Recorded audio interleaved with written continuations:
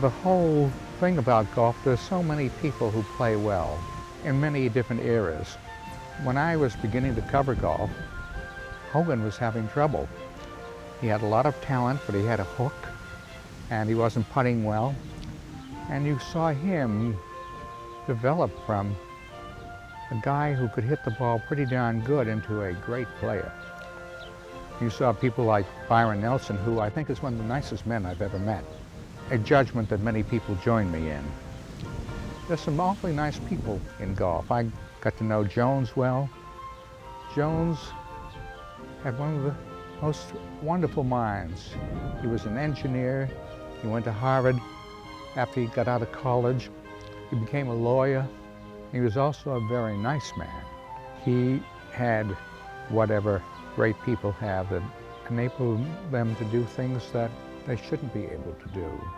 Just being in his company was something. I'm not kidding. He was a good friend. I knew Jack Nicklaus very well. I know Jack Nicklaus very well.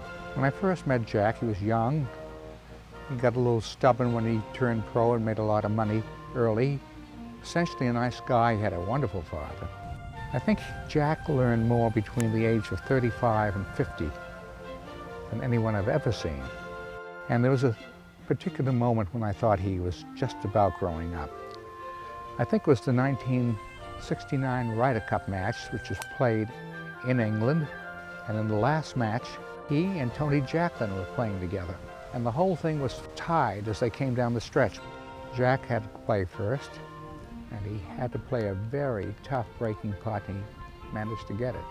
Then he got up and picked up Tony's ball and threw it to him.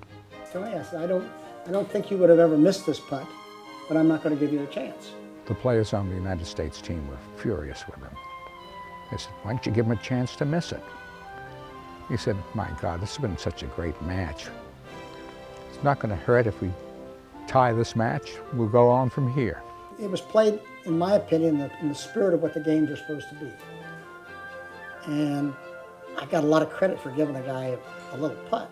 Jack had grown up into a great guy. I like him very much. Ben Hogan, when we worked together on the modern fundamentals of golf, we met 2 times for 5 days. And he began to work hard and to enjoy it because he felt something good was going to happen out of this. He was not like he was in the golf course. He could relax. He had a great listener, which of course is a great trait. After the first issue with him on the cover came out, and I said, anyone being interested in around there? He said, gee, I went up to the club this morning. Everyone had it down on the practice tee. I said, I got a great feeling out of that.